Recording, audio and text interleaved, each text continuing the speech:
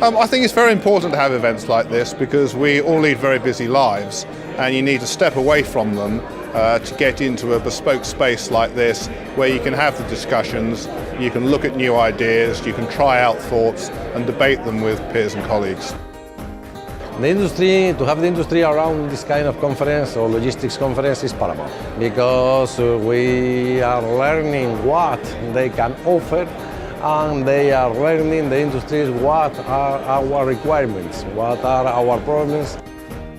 With the displays that we have as part of this conference, it allows, and I would say more so the nations, to be able to have that one-on-one dialogue with industry. So it's all about ideas. It's all about, connecting with other people and also meeting some new faces within the logistician community. I think it gives good insight for non-NATO nations like Australia to have a bit of a look-see at what's happening within the NATO logistics space. Just some of the ranks, some of the positions of the speakers mean that you can actually retrieve quite a lot of information.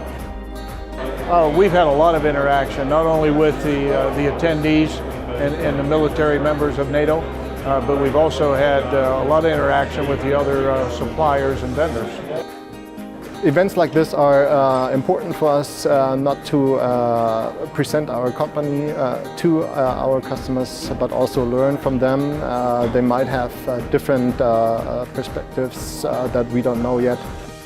And we have found it very useful not only to meet the military folks that are here, but also to interact with our other competitors as well as collaborate with new partners in the industry.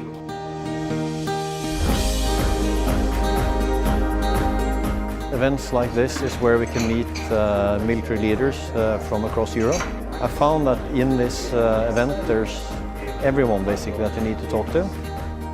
We need to be more agile, we need to be more precise, and we need to use all what the technology is able to provide to us.